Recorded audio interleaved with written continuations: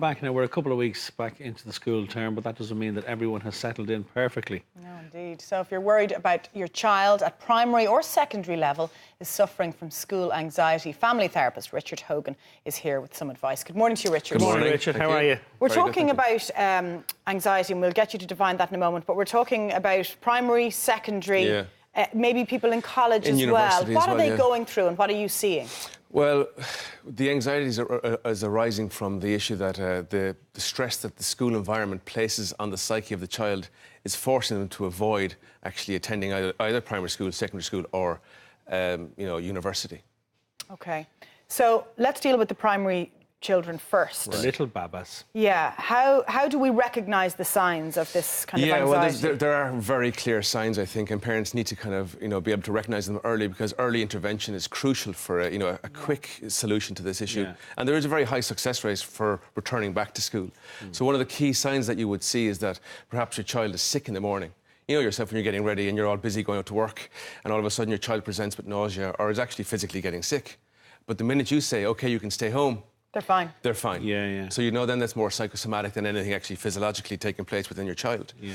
Also, if they're talking incessantly about a particular teacher, or if they're saying to you that, a particular subject is getting difficult for them, you might notice that they're developing an opposition to school because of that subject.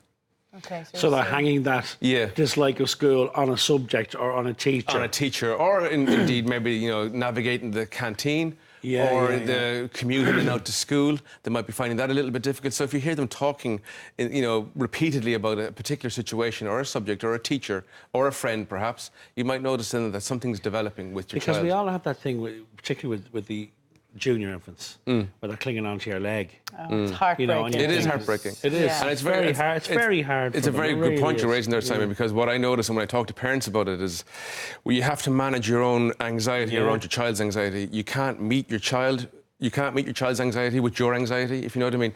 You can't rise with them in their anxiety.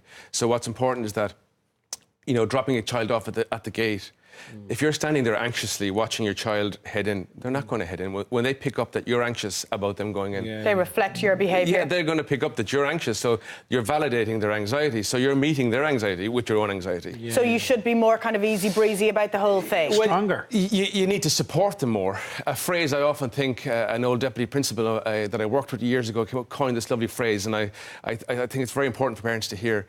You're by your child's side, you're not on your child's side. Right. So when you're by their side, you're supporting them.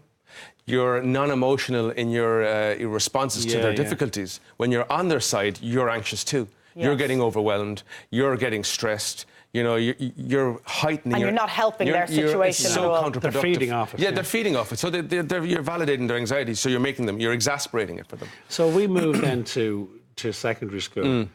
And throwing in, on top of everything else, then you've got adolescence is kicking in. Absolutely. Tricky time. Teenagers. Time, and also some kids might be going from a single-sex school to a mixed school. Absolutely, yeah. That's a whole new world. Are they things that will add up to it? Or are they flags again that we should be looking at? And on top of that, then the curriculum is more difficult. You're moving towards the junior cert and then into the major state exam of the leaving cert. And what I find is that I think you're dead right that there's way more stressors in the secondary school because they're moving from that, like as we said, the babas into the adolescence. You could have been the top dog in primary school in sixth class. And all of a sudden you're in there with whole kids new who world. are perhaps more brighter than you, and that's one of the reasons why children refuse. And it's very hard for parents to figure out is because of those curricular demands. They shift the focus of their ability onto school refusal. So you're not talking about the fact that they can't manage the subject. You're talking about school refusal. Because kids don't like to admit that they're struggling or that there's people brighter than them that they can't keep up with. And this idea of perfectionism is definitely what Anna's talking about there. This idea you come from the primary school and you were the top dog in the primary school.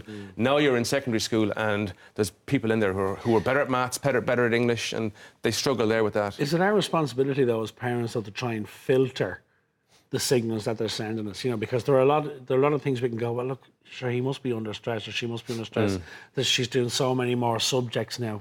Are we thinking they're going to be under stress? So this is normal. Yeah. Like, what should we be looking for? Well, what we should be looking for is that that our child is basically having a difficulty getting up in the morning. I mean, that's that they're telling you that they don't want to go to school. Some of the really early signs would be that fracture in peer relations. Another one that I think what we're talking about here in secondary school, and we talked about the last time I was here, is are they gaming too much?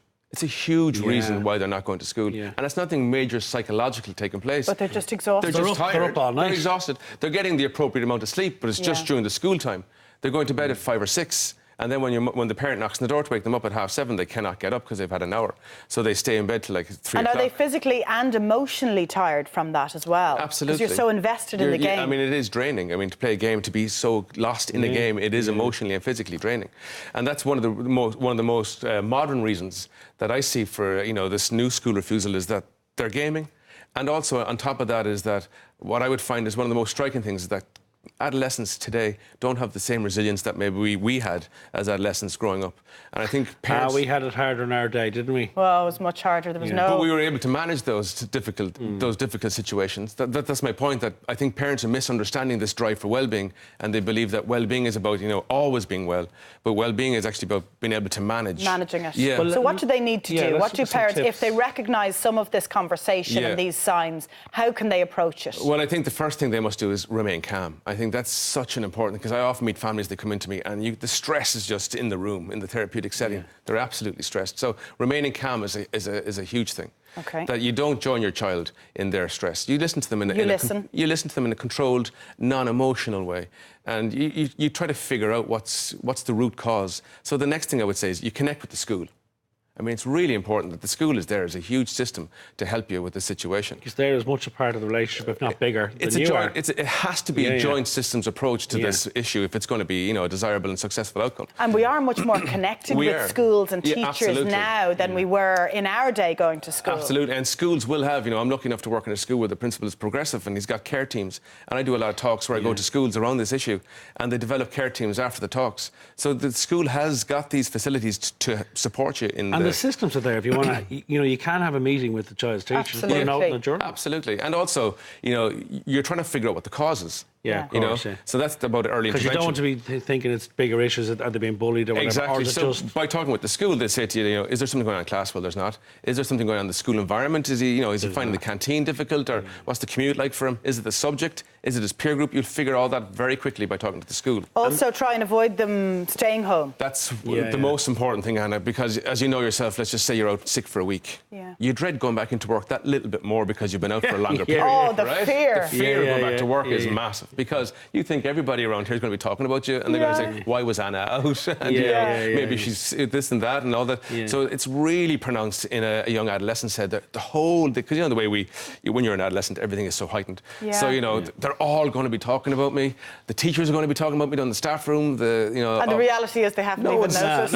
No one even knows you were gone. You turn back up and they're kind of going, oh, were you out? Yeah. Right. So we haven't even got time to get to college yet. Yeah. We've run out of time. We'll do a part Thank you very much. No problem. Thank you very much. Thank you, Richard. Thank you, Richard. Now.